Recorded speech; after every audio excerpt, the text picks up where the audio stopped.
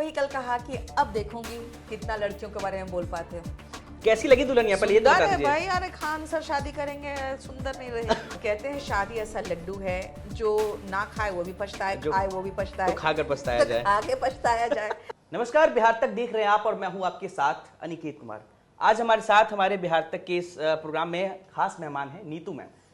हालांकि नाम तो इनका नीतू सिंह है, लेकिन नीतू मैम से ही मैम जो है पूरे देश भर में फेमस है। मुझे नहीं लगता कि मैम पहचान की मोहताज है, हालांकि फिर भी मैंने इनका नाम ले लिया है। इनके हजारों वीडियोस आपने सोशल मीडिया पे देखे होंगे। मैम इंग्लिश की टीचर हैं और पूरे देश भर में प्रसिद्ध हैं, बच्चों को पढ़ाती हैं और इनके जो बातें हैं ना, जो एकदम अंदाज में इन्होंने कई बार कहा है सोशल मीडिया पे, लाइव क्लासेस में, उनके क्लिप्स जो है वो सोशल मीडिया पे खूब वायरल होते हैं। बीती शाम हमारी मुलाकात खान सर के रिसेप्शन में हुई थी, जहां पर हम लोगों ने तय किया कि एक मुलाकात कैमरे पर हमारी होनी चाहिए। और सबसे पहले तो नीतू मैम का बहुत बहुत शुक्रिया, आपने समय दिया है मैम। कल मैम आप खान सर के रिसेप्शन में गई थी, सबसे पहले तो उस पार्टी के बारे में बताइए, कैसा लगा खान सर के रिसेप्शन पार्टी? कल आप अटेंड की थी, आपने मुलाकात भी किया। बहुत शानदार उन्होंने अरेंजमेंट किया था, बहुत बढ़िया पार्टी उन्होंने ऑर्गेनाइज किया और उनकी शादी की मुबारकबाद मैं उनको देती हूँ। और रिसेप्शन में सही में बहुत अच्छा अरेंजमेंट था। उनकी शादी के बारे में आपको कल से कुछ दिन पहले पता चला या शादी जब वो कर रहे थे तो उनको पता चल गया? नहीं, रिसेप्शन का इनविटेशन पहले कार्ड आया, फिर उनका कॉल आया, तब पता चला कि उनकी शादी हो चुकी है और रिसेप्शन के लिए सबको इनवाइट कर रहे हैं। नाराजगी थी कि खान सर ने शादी को लेकर के आपको बताया नहीं पहले? हालांकि उन्होंने कहा कि सिर्फ 10-12 लोगों को जानकारी थी उनकी शादी की। उनकी शादी की जानकारी किसी भी टीचर को नहीं थी, जो हम लोग इंडिया के टीचर्स हैं, बाकी उनके परिवार वालों को होगी, बाकी किसी को कोई इंफॉर्मेशन नहीं था। शादी का इंतजार था आप लोगों को? यंग थे? नहीं, होना तो चाहिए, क्योंकि मुझे था कि इनकी जब शादी होगी तभी ऊंट पहाड़ के नीचे आएगा। उसके बाद तो मैंने स्टेज में चैलेंज कर दिया कि अब जरा लड़कियों के बारे में बोल के दिखाइए, फिर मानो। हाँ, आपने जो बात कहा मैंने भी कई बार देखी है और हालांकि मेरी भी इस मुद्दे पे बातचीत हुई थी उनसे। खान सर जब लाइव क्लास में जब वो पढ़ाते हैं तो मजाकिया अंदाज में कई बार वो लड़कियों की टांग खींच देते हैं। तो मैंने तो वही कल कहा कि अब देखूंगी कितना लड़कियों के बारे में बोल पाते हो। खान सर का क्या रिएक्शन था?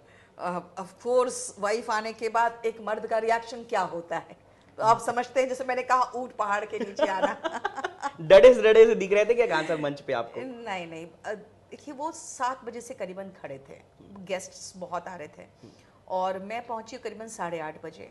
रात को 10 बजे भी मैंने देखा उनको वैसे ही एक्टिव थे और सबको खड़े होके ग्रीट कर रहे थे। तो वो भी कल उनके लिए बहुत हेक्टिक डे था। उनकी दुल्हनिया से आपने मुलाकात की, बहुत लोगों ने देखा, कैसी लगी खान सर की दुल्हन? आपने देखा कि नहीं देखा, क्योंकि वो घूंघट में थी? सबसे पहले ये बता दीजिए। देखिए, सबका था कि खान सर की वाइफ कैसी देखने में।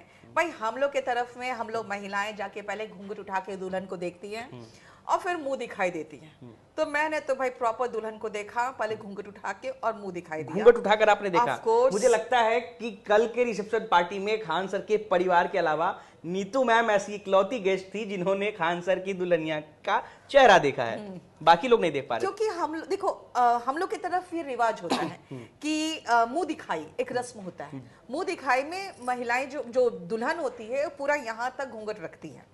तो जो महिलाएं जाती है परिवार की, तो वो जाकर उठा के देखती है चेहरा और फिर वो मुंह दिखाई देती है। तो मैं तो वैसे जो नॉर्मल ये रिवाज होता है उसके अकॉर्डिंग मैंने किया। बाद में पता चला मैं अकेली थी जिन्होंने मुंह देखा।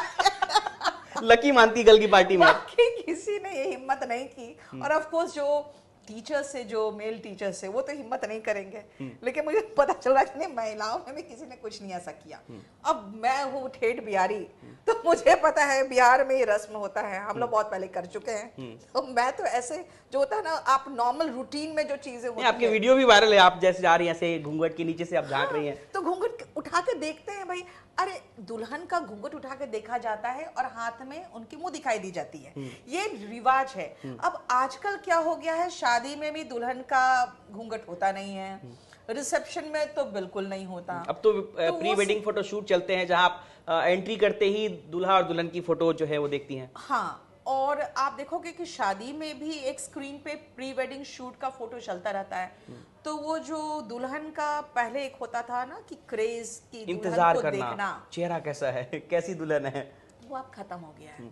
लेकिन इनमें क्रेज रह गया क्योंकि किसी ने नहीं देखा। अच्छा, दूसरी बात ये रिवाज होता है कि दुल्हन का चेहरा देखने का, मर्द नहीं देखते हैं, लेकिन परिवार की जितनी औरतें होती हैं वो आके चेहरा का देखती है, लुक देखती है और मुंह दिखाई देती है। लेकिन इतना ज्यादा हम लोग रिवाज से दूर हो गए हैं ना कि मुझे लगता है कि कोई महिला भी जो आई है वो भी लगता है उनका दुल्हन का वो घूंघट नहीं उठाया। अगर दुल्हन का घूंघट तो दूर की बात, जो फोटोज खींच रहे थे घूंघट में, उन फोटोज को भी रोका जा रहा था फिलहाल। नहीं, रोका नहीं जा रहा था, मैं बता रही हूँ। अब मैं तो गई नॉर्मल, जैसे एक महिला जाती है, मैंने उठा के घूंघट देखा, हाथ में रस्म का वो दिया, उनकी माँ भी वहीं खड़ी थी, उन्होंने तो नहीं रोका। तो बेसिकली क्या है ना, इन लोग को भी रिवाज पता है। अब अगर मैं घूंघट उठा के कैमरा में दिखाती उनका चेहरा, ये चीज जरूर रोका जाता, जरूर रोका जाता। कैसी लगी आपने देखा? मैंने एकदम सामने खड़ी होकर मैंने घूंघट उठाया, कुछ नहीं दिखा किसी को। कैसी लगी दुल्हनिया? पहले ये तो बता दीजिए। भाई यार, खान सर शादी करेंगे, सुंदर नहीं रहेगी। खान सर ने बाजी मार लिया है। नहीं बाजी, देखो बात क्या है ना, लाइफ के हर फेज में आपको गुजरना चाहिए। कहते हैं शादी ऐसा लड्डू है जो ना खाए वो भी पछताए, खाए वो भी पछताए, तो खाकर पछताया जाए, आगे पछताया जाए। हालांकि मैं तो विश करती हूँ कि इनकी मैरिड लाइफ बहुत अच्छी हो, बहुत सुखी रहे, क्योंकि एक मर्द के चेहरे पे जो मुस्कान है ना, वो शादी के बाद बनी रहे तो उसका क्रेडिट पूरा वाइफ को जाता है। और खासकर खान सर की शादी को लेकर तो सब लोग इंतजार करते। लेकिन कल दो चीजें सामने, एक तो खान सर की शादी की खुशियां मनाई जा रही थी क्योंकि लाखों में उनके स्टूडेंट्स हैं, आपके भी लाखों में स्टूडेंट्स हैं। लेकिन दूसरी तरफ सोशल मीडिया पर एक सवाल ये भी पूछा जा रहा था कि आखिर घूंघट जो है, घूंघट में क्यों खड़ी थी उनकी पत्नी, जब घंटों खड़ी रही? मतलब हम उस जमाने में हैं जहां पर इन चीजों की उतनी जरूरत नहीं है। मतलब कई सभी लोगों के सोच है अपने अपने, सभी लोग अपने अपने विचार है। आपका क्या मानना है, क्या वाकई घूंघट में ही खड़े होना सही था? फ्रैंकली बताती हूँ, ये उसके धर्म से जोड़ा ही ना जाए, क्योंकि घूंघट तो महिलाओं में होता ही है और हिंदुओं में भी होता है। अब आप जाके अपने शादी में खुद नाच रही हैं लड़कियां, जो वो हमारे धर्म में भी नहीं था कहीं। हमारे भी समाज में मुंह दिखाई की रस्म हिंदुओं में है, हम लोग में है मुंह दिखाई की रस्म। अब मुझे ये नहीं समझ में आता है कि अगर आप वो सारे रस्में भूल के अपने शादी में खुद नाच रहे हो, आप खुद घूंघट नहीं ले रहे हो, फिर कहोगे कि नहीं ये बहुत रूढ़िवादी है। मैं नहीं समझ में मुझे आता ये सब चीजें। हम लोग, मैं दुल्हन तो शर्माती थी, आजकल तो दुल्हन शर्माती नहीं। तो मुझे खुद आश्चर्य होता है इन चीजों से। भाई दुल्हन को तो शर्माना चाहिए। तो आजकल तक खुद ही अपने ही शादी में वो डांस करते हुए पहुंचती है। हाँ, मेरा सैया सुपरस्टार वाला गाना बजता है बैकग्राउंड में। हाँ, और उसके बाद डांस करते पहुंचेगी। अरे आपके पूरे ससुराल वाले वहां खड़े हैं, वो क्या सोचेंगे कि भाई ये पूरा का पूरा शादी के लिए डांस प्रिपेयर किया। मैं मानती हूँ थोड़ा ट्रेडिशनल होना चाहिए। आप शादी में घूंघट लड़की का अच्छा लगता है, तो ये इन्होंने कुछ एक्सेप्शनल नहीं किया है, इन्होंने वो संस्कार फॉलो किया है। अब आप सब संस्कारहीन होके बैठे हुए हो तो फिर ये क्या करेंगे? चलिए मैम, खान सर की शादी को लेकर, उनकी रिसेप्शन पार्टी को लेकर तो हम लोगों ने बातचीत कर ली। जैसा कि आपने कहा आप ठेठ बिहारी हैं, सब लोग जानते हैं कि तो मैम ठेठ बिहारी है। बिहार में आती हैं जब तो क्या फील होता है, क्योंकि आप बिहार में लंबे सब वक्त आपने गुजारे हैं, बिहार से गहरा रिश्ता है, बिहार आते हैं और देखा जाए तो आपके या खान सर के देश भर में स्टूडेंट्स हैं, लेकिन बिहार में स्टूडेंट्स ज़्यादा है। बिहार के स्टूडेंट्स जो है वो आप लोग से ज़्यादा पढ़ते हैं। क्या कहेंगे इन स्टूडेंट्स के लिए? कल उनके शादी, माइक आप अपना थोड़ा, कल उनके रिसेप्शन में मेरी मुलाकात हुई 3-4 लोगों से जिन्होंने कहा कि हम लोग यहाँ पे इंडस्ट्री डेवलपमेंट डिपार्टमेंट से।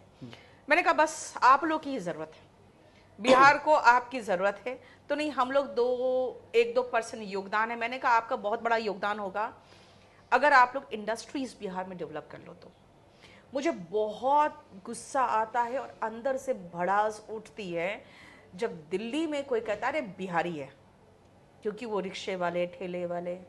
मेरा कहना मजदूरी करना है तो अपने स्टेट में करो। जो बाहर इंडस्ट्रीज है उसमें जाके जो मजदूरी कर रहे हैं वो इंडस्ट्रीज बिहार क्यों नहीं आ रहा है? मेरे जो बच्चे हैं वो पढ़े लिखे बच्चे हैं जो एग्जाम की तैयारी कर रहे हैं, लेकिन बहुत सारे ऐसे हैं जो पढ़े लिखे भी नहीं, इतने गरीबी तबके से आए हुए हैं। तो उनके लिए यहाँ इंडस्ट्रीज तो होना चाहिए ना। देखिए, अलग अलग समाज होता है। आप अगर मिडिल क्लास के हैं तो आप एग्जाम की तैयारी कर रहे हैं, जो लोअर क्लास के, जो मजदूर क्लास के, वो बाहर क्यों जाएंगे? आप इंडस्ट्रीज यहाँ लेके आइए। तो बिहार के लिए मैं ये मानती हूँ कि बिहार में जो इंडस्ट्रीज़ है वो आना चाहिए। बिहार के जो बच्चे हैं उनके लिए जो यहाँ वैकेंसीज आ रही है हर साल बीपीएससी का, वो बहुत अच्छा कदम है सरकार का। लेकिन अगर सरकार जो गवर्नमेंट जॉब्स के लिए भी जो प्रयासरत है, उसके साथ यहाँ पे इंडस्ट्रीज़ वगैरह भी आना चाहिए, ताकि ऑलराउंड डेवलपमेंट हो बिहार का, और यहाँ के जो लोग हैं वो बाहर मजदूरी ना करें। मेरा दिल रोता है जब मैं वहाँ पे बिहारियों को देखती हूँ वो मजदूरी वगैरह करते हुए और गालियाँ खाते हुए, मुझे अच्छा नहीं लगता। बिहारी शब्द को गाली बना दिया गया, गाली बना दिया बिहारी को। क्या कहेंगे मैं तो वैसे? बहुत स्ट्रांगली कहती हूँ, मैं तो कहती हूँ मैं बिहारी हूँ। अरे मैडम क्या बात करते हो आप, मतलब जो बिहार से हो तो बिहारी है, जो झारखंड से हो झारखंडी है ना? तो फिर बिहारी कोई गाली थोड़ी है, लेकिन गाली बना दिया गया है।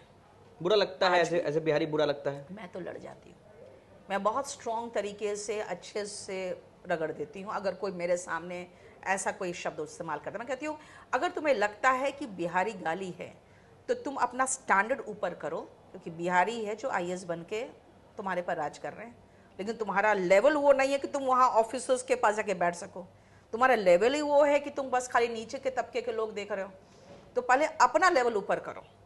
बिहारी गाली नहीं है, बिहारी है सारे जो आईएएस और पीसीएस अधिकारी बन के और बीपीएससी में अधिकारी बन के बैठे हुए हैं। और ठेठ बिहारी हैं जो लाखों बच्चों को पढ़ा रही हैं। देखो बहुत सारे लोग हैं जो वहाँ पर भी है, ऐसे लोग हैं जो बिहार से वहाँ गए हैं और कुछ बन गए हैं, तो वो अपना इंट्रोडक्शन देना नहीं छुपा चाहते, लेते हैं, छुपाते हैं। उन्हें शर्म आती है कि मैं बिहारी हूँ। देखो ये सोशल मीडिया के बाद थोड़ा सा लोग अवेयर हुए कि हाँ ठीक है बिहारी है, लेकिन मैं तो 20 साल से कह रही हूँ हाँ मैं बिहारी हूँ। मैम किस तरीके से मैनेज करती हैं आप, चूंकि आपकी क्लास में जब बच्चे पढ़ने आते हैं तो बिहारी भी होते हैं, दूसरे स्टेट्स के भी बच्चे होते हैं, क्या वहाँ कभी इन चीज़ों को लेकर के क्लासरूम में ऐसा दिखती है कि अंतर आपको ऐसा दिखता है कि कोई बच्चा बाहर का है, मुंबई का है, दिल्ली का है, तो किसी बिहारी बच्चे के साथ कुछ भेदभाव कर रहा है या कुछ ऐसा टॉन्ट मारे, उसको कैसे मैनेज करती है अगर ऐसा कभी होता होगा तो? सबसे पहले जो मैंने यही कहा ना कि जो बिहारी गाली देता है उनका ही लेवल कुछ नहीं है, क्योंकि उनको ये नहीं पता है कि जो हमारे क्लास में बच्चे आते हैं वो मात्र 5 राज्य से होते हैं ज़्यादा, यूपी, बिहार, झारखंड, राजस्थान, दिल्ली, एमपी। अब दिल्ली वाले भी जो है बिजनेस कैटेगरी के लोग हैं। गुजरात से कोई नहीं आता, क्यों नहीं आता? क्योंकि वहाँ ज़्यादा बिजनेस है। अब आप देख लीजिए मुंबई वगैरह से, वहाँ से लोग नहीं आते। महाराष्ट्र में पूरा डेवलपमेंट, पूरा बिजनेस चल रहा है सबका, तो क्लासरूम में वो माहौल नहीं रहता, क्योंकि वहाँ पे वही सारे लोग बैठे हुए हैं जो सरकारी नौकरी के लिए प्रयासरत हैं, और अगर वो तैयारी कर रहे हैं तो वो इन्हीं 5-6 स्टेट्स के हैं बस। तो इसीलिए वहाँ ऐसा कुछ नहीं होता, और वहाँ सबको पता है कि मैं खुद ही जहाँ से हूँ, उसके खिलाफ कोई कुछ बोलेगा तो फिर क्लास में बैठेगा अंदर की शेरनी जाग जाएंगे और फिर मेरे क्लास में बैठेगा वो। मैम कैसे कितना मुश्किल होता है बच्चों को मैनेज करना जब बच्चों को पढ़ाती हैं? कई बार मैंने आपको देखा है ऑनलाइन क्लास में आप बच्चों को डांटती भी बहुत अनोखे अंदाज में, मतलब ऐसा कि बच्चे को बुरा भी ना लगे, आप समझा भी जाती हैं, कैसे मैनेज करती हैं सब चीज़ों को? मैं बच्चों पर बहुत लोड नहीं देती। बहुत सारे टीचर्स होते हैं जो बहुत मोटिवेशन, बहुत प्रवचन देते हैं। सबसे पहले ये जो हमारे मिडिल क्लास के जो लड़के हैं उनके कंधे पे ऐसे ही बहुत बड़ा बोझ है। वो जब से पैदा होते हैं तब से माँ बाप के ही सपने लेके जी रहे होते हैं, और उनको पता है बहन की भी शादी करनी है, माँ बाप को भी संभालना है, तो वो ऐसे ही उनके जो अंदर का जो शरारत है, जो बचपना है, वो ऐसे ही मरता चला जाता है। प्लस हम मोटिवेशन दे दे के हमेशा बोलते रहे कि देखो बेटा ये करना है, तुम्हें ये बनना है, तुम्हें माँ बाप का सपना पूरा करना है, उतना ज़्यादा मैं लोड नहीं देती हूँ। मेरा कहना है नेचुरल तरीके से तैयारी करो, हो गया बहुत अच्छा, नहीं हुआ इसका मतलब है कुछ और अच्छा है आपके लाइफ में। तो इसीलिए ज़िंदगी में हमेशा ऑप्टिमिस्टिक रहो, अपना 100% दो, 100% दो, क्योंकि भगवान भी उसी को देता है जो मेहनत करता है। लेकिन कुछ चीज़ें ऐसी होती है जो मान लो कि भगवान ने कुछ और बढ़िया तय करके रखा है, और वो जो आप जो चाह रहे हो वो शायद आपकी किस्मत में नहीं है, तो थोड़ा सा वो भी मानो। बहुत लोड नहीं लेने का लाइफ में, यहाँ से जिंदा कोई नहीं गया जिंदा जो है वो गया ही नहीं यहाँ से जिंदा कोई नहीं गया, ऐसे बहुत जो गया वो लोड जिंदा नहीं मत रहा। लो, मरेगा सब कैसे जीना चाहिए लोगों को, लाइफ को कैसे जीना चाहिए? जिंदगी को आप खुल के जियो और बहुत ऑप्टिमिस्टिक होके जियो। मैं साइंस की स्टूडेंट हूँ, लेकिन मैं मानती हूँ दो चीज़ें ज़रूर, भगवान है, कोई तो है। वरना देखो, अगर हम लोग का जो सेल है अगर स्टार फिश से ही आया है, तो हम लोग की भावनाएं कहाँ से आई है? आप खुद सोचो ना, हमारे दिमाग में बहुत सारी भावनाएं चलती रहती है। आप कहते हैं कि दिल का काम सिर्फ होता है ब्लड को पंप करना, ठीक है, सिर्फ ब्लड को पंप करना, लेकिन जब शॉक लगता है तो हार्ट अटैक क्यों होता है ना? दिल की बीमारियां लग जाती है कई लोगों को डिप्रेशन में जाके। तो वो सब चीज़ें आप मानो कि कुछ है जो उसको आप एक्सप्लेन नहीं कर सकते हो, जो उसको पैरानॉर्मल कहोगे, ठीक है, एक है कुछ। दूसरी बात है कि बहुत मेटेरियलिस्टिक होके और बहुत प्रैक्टिकल लाइफ मत जियो। यहाँ से आप जब जाओगे तो आपकी जो संपत्ति वो लेके तो नहीं जाओगे।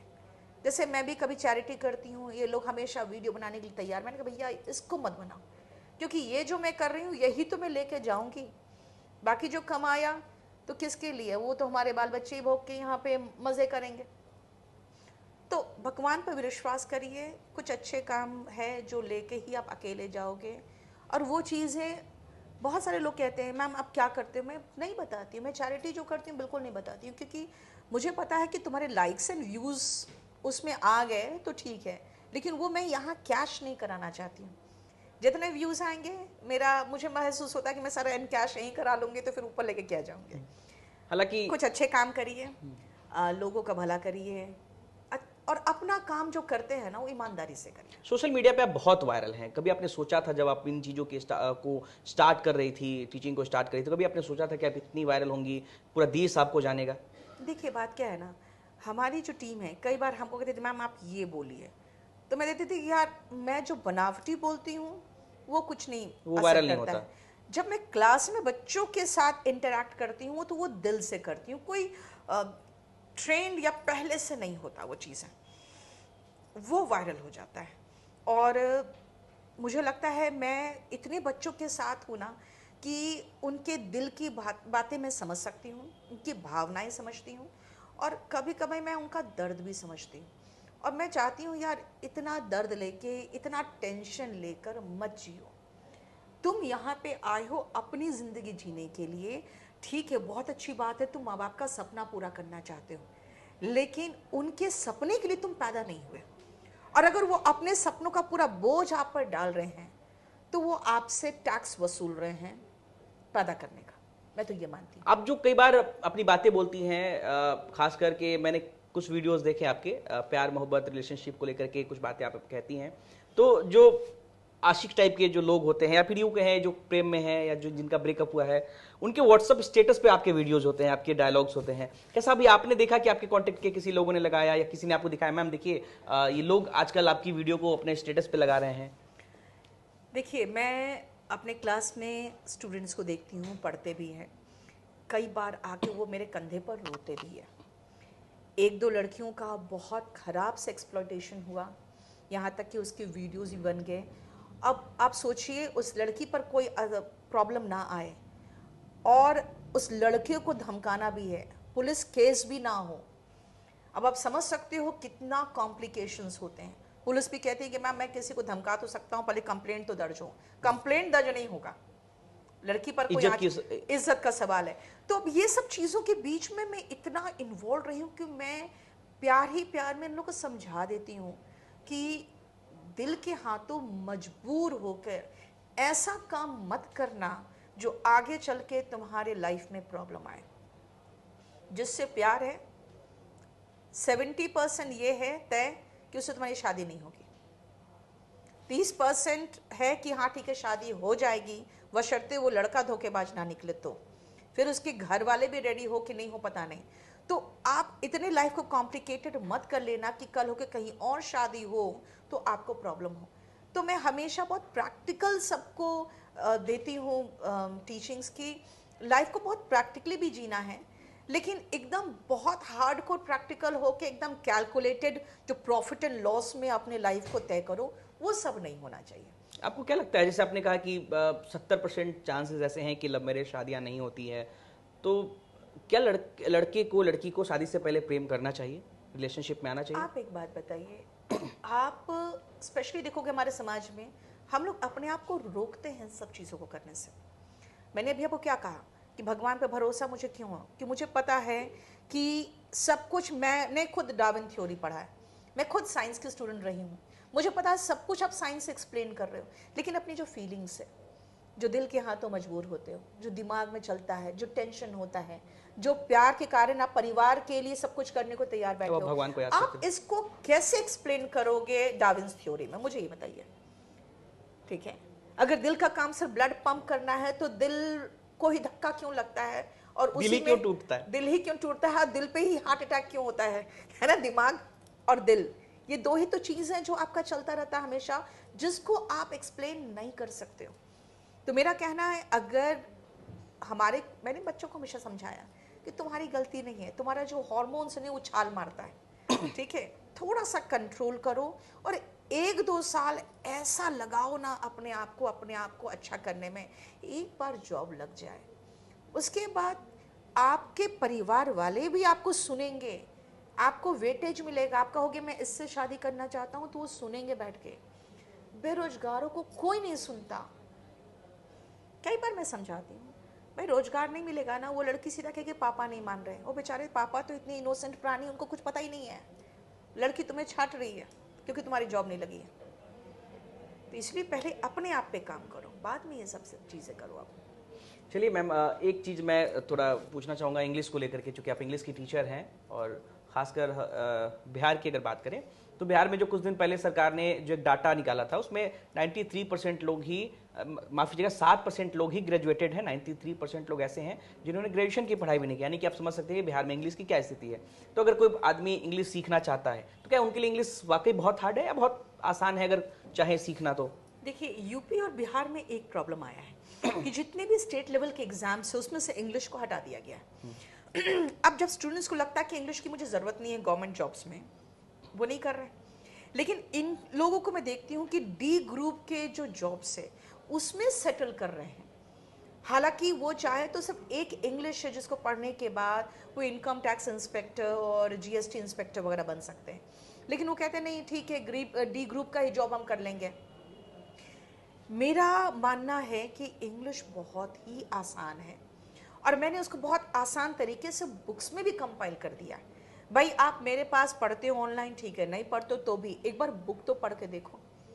और बिहार में एक हुआ है, बच्चों को शुरुआत से ही इंग्लिश से डर रहता है। ये डर हटा के एक बार शुरुआत करें, स्पोकन से शुरुआत करें, मतलब 80% तो उनका ऐसे ही मामला खत्म हो जाएगा। सिर्फ स्पोकन से शुरुआत करें, लेकिन बच्चे डरते हैं, एक हुआ है।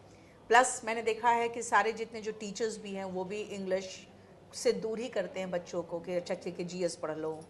तो मैथ्स वाले भी टीचर्स को इंग्लिश नहीं आती, रीजनिंग वाले को भी नहीं आती, तो वो लोग इंग्लिश से खुद भी भागते हैं, बच्चों को भी दूर रखते हैं। चलिए मैम, बहुत बहुत शुक्रिया, आपने इतना समय दिया, आपने बिजी शेड्यूल से बिहार तक के लिए समय निकाला। और आज हमारे साथ नीतू मैम थी और नीतू मैम से हमने कई सारी चीज़ों पर बातचीत की। शुरुआत हुई खान सर की रिसेप्शन पार्टी से और प्यार मोहब्बत रिलेशनशिप से होते हुए इंग्लिश कैसे सीखे तक की बातें जो है वही। और नीतू मैम ने बेबाकी से बहुत ही चुटीले अंदाज में सभी सवालों के जवाब दिए और बताया है कि बच्चों को क्या करना चाहिए, जीवन को कैसे जीना है, तमाम चीज़ें नीतू मैम ने हालांकि पहले भी बताया, लेकिन बिहार तक के साथ बातचीत में बहुत बहुत शुक्रिया आपका समय देने के लिए। बने रहे हमारे साथ, तब तक के लिए आप सभी दर्शकों का शुक्रिया।